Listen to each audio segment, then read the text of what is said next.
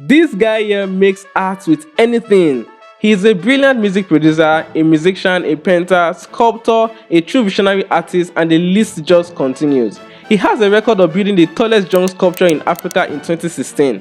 Isaac Alade Ogo came from a humble background in Ondo State, but turned his challenge of having no money to a strength and a style in his artworks by using scraps and condemned items to make beautiful and unique art. Coming from nothing to now shipping his artwork to clients in different countries around the world, he is an evidence that you can achieve anything you set your mind to do in this life. I call him the next Pablo Picasso, but he's definitely in a league of his own, and soon you'll find out why I say so.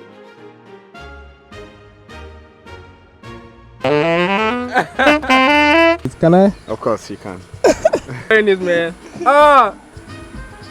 My main goal is to raise African youths to be quality leaders that will change African history and bring positive change to this continent using art, music, and fashion. Wow. Yes.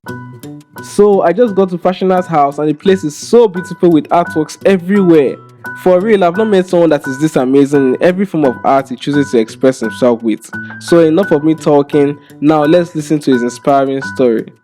Hey bro, what's up? What's your name? Can you introduce yourself to us? Okay, my name is Isaac Alade Ogo, but FashioNart professionally for music's sake. The big man, the FashioNart himself. So where are you from, bro? So I'm originally from two great places rather. I'm from Ondo State and Bayelsa State at the same time. Wow, your dad is from Ondo. Yes. And then your mom is from Bayelsa. Yes. Oh, beautiful. So how did you start doing art? How did you discover that it was a passion? Okay, well, when I was younger, I think these things they have a way of calling me, but I don't tell people because they might get scared. You know, they call me, like if I happen to pass somewhere where there's an artwork, you know, the artwork will call me by name and I will be like, whoa. Then I'll be there. There was an mural painting in the palace of Owo. Owo Kingdom. There was an art painting. I didn't know how I discovered it, but when I was in primary school, you know, I would sneak out from school and go to the place and spend hours. So that was when I knew that I have to recreate these things. Wow. Wow. So anytime you go around, anywhere there's art, it always calls you. Like... Even if it's just a material, a brush, a painting, you know, it could be just a material. So when I was young, I didn't have money to buy all those material. Then I started using things around me. But when I grew up to it and I started using the materials around me, like pieces of clothes, then people thought that it was because I was brilliant. No, it was because there was no money to buy material. so wait, your challenge or your problem became your uniqueness. Yes, and it takes more energy, mental energy to create artwork by using materials you found object. Yeah. So, but I've been doing it over time. So it has become easy for me. Other people find it difficult and they say, this guy is a genius. It's a lie. I don't know it started from that problem. It was a problem that's very... It's like that quote that says that when life gives you lemon. Yeah. What's that quote again? When life gives How will I know? Anyway, I see this was for the governor here. Yeah. Can you tell us about that? What led to this was when I was 7, I fortunately serving in Yenegua. So when I was 7, my goal was to meet the president or the governor. I wanted to go and serve in Abuja first, but luckily I was brought to Bayelsa. So I wanted to meet the governor. That was my goal for serving. So I wore my uniform. The second day I got to the NYC, I went to the government house. They said, no, you can't meet the governor. So I was going home disappointed, you understand? Yeah. Then I had a voice that, do you know a gift of a man can open a way for him? Wow. Then I was like, okay, I'm going to paint the governor and give him as a gift. Then I discovered that, I don't even have money to buy material. Because I was supposed to spend like 40K that time, and 40K was big for me that time. Yeah. Then the spirit told me that, look around you, have you forgot who you are? Everything you need is around. Then I look around, I see color on pieces of clothes, pieces of paper, so I gather them together and make a painting for Governor Dixon. So when we got to the government house, they allowed me to enter because of the gift. And when the governor saw it, he was like, if you can do this from all this nothing, and you can come up with something, I think I need you to stay around. So he gave me automatic employment. And gave me like 500k for transport. Wow! Wow, that's a gift of a man to make a room for Yes. him. Wow, guys. Yes. So comment like me civil servant.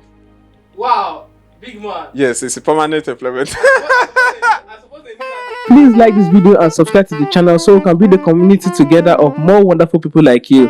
It helps me grow the channel and helps me to reach more people with these Niger Delta stories. Thank you so much. So man, out of all your, can you tell us about your different mediums? Like your different mediums, like you do music, tell us a little bit about that, and which one is your favorite? Okay. It's not easy to do all of them together. It's not easy to be a musician, paint, and be a fashion artist. Sometimes you might not be able to focus. But I started having problems, so I asked God. Because I have a way, I'm not very spiritual, but I have a way of asking my God question, and he answers me. Like, what do you want me to be? You want me to be an artist? You want me to be a musician? Which one should I focus? He told me that I don't want you to be a musician or an artist or a fashion artist. These are just tools for you to draw men to you so that you can show them the ultimate purpose. Wow. So this is like Jesus doing miracle, healing the sick. Jesus is not an healer or a healer. Yeah, you can't say it's just one of his gifts. It's one of his gifts. So you don't say, don't you know Jesus? Jesus, okay, you understand? I get what you're saying now. Like, you are not a musician or a painter or a sculptor or a saxophonist. You're an artist. I'm just an artist. So art flows through you. These are the ways I express the ultimate purpose. Wow. And what is the ultimate purpose?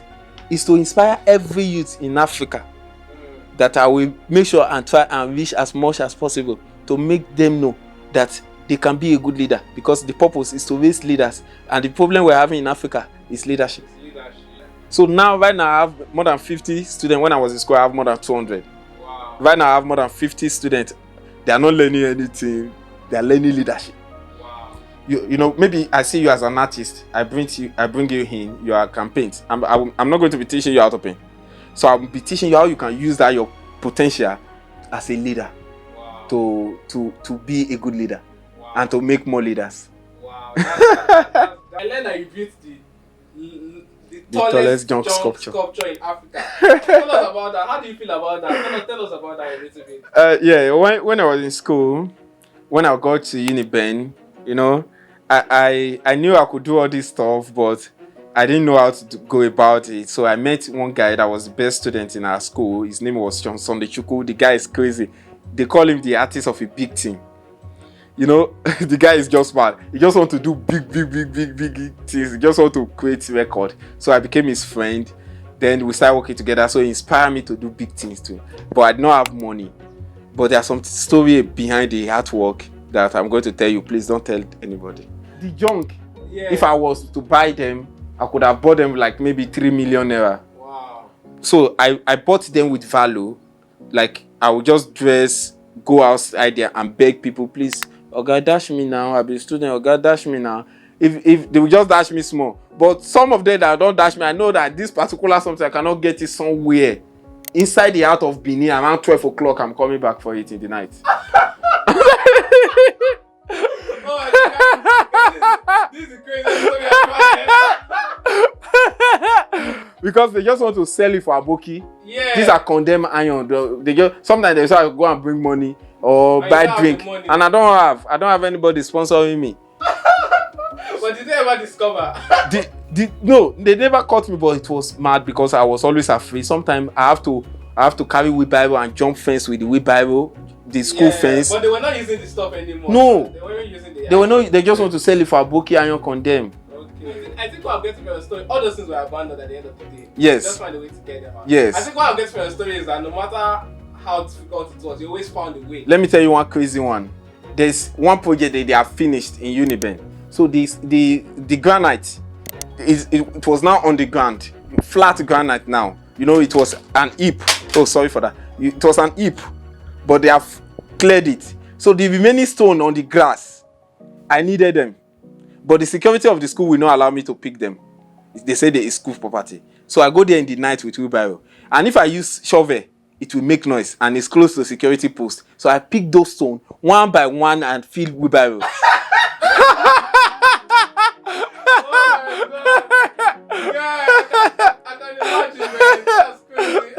So I did everything it takes for me to succeed. Wow. And to survive. And that work is worth it because Yes. of the pain you went through to make it happen. I even fell.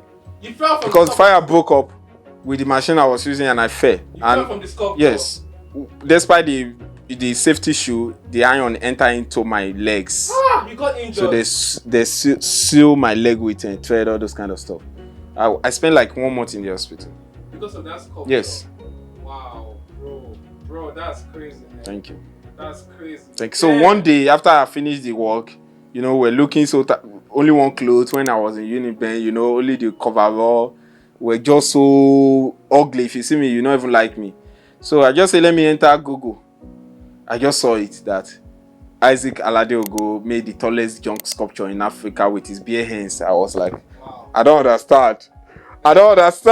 So that was how I got the record, yeah. Wow, that's crazy. Yeah, that's crazy, man. I love. That's a very inspiring story. Thank you.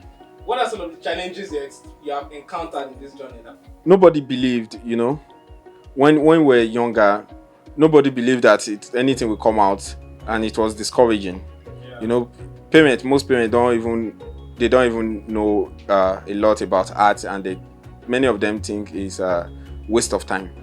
Yeah. So, you know, but there's money in art if you're in a good location and you are very serious about it. But some of the challenge that I have is the economy. Yeah. Things are expensive, that's one. The material we are using are very, very expensive. Two, it's like if you don't have anybody helping you, you cannot do anything unless you can think like me and start using things that have been thrown away. The materials are very, very expensive. Then three, nobody is buying. Yeah, the value, they don't have value. Do you know what it takes to be doing something that you love and you know that nobody is going to buy? It's like doing music and you know that nobody is going to buy the music until one day maybe you happen to meet Don Jazzy. So you just have to keep on looking for Don Jazzy in this art before you start making money. Though I've been able to find some couples of Don Jazzys, you understand. But before that, it was hard.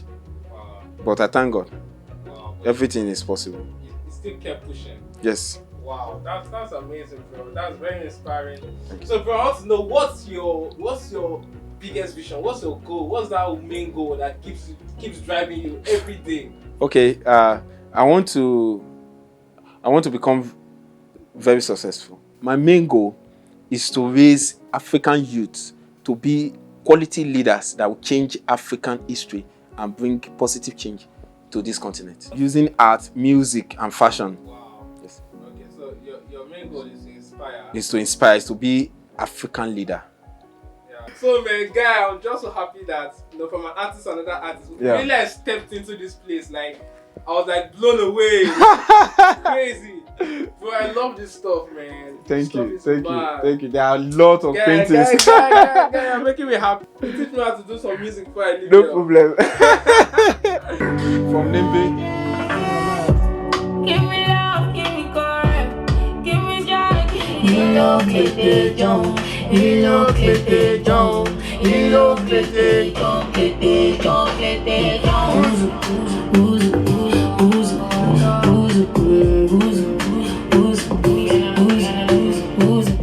I had a great time with Fashiona, and I must say that he is not just a great artist but also a wonderful person, and I am glad to share his inspiring story with you. Thank you so much for watching, and remember to stay wonderful. If you enjoyed this video, please subscribe. Also check this playlist here to watch more interesting videos, and see you on the next video. Thank you so much for supporting.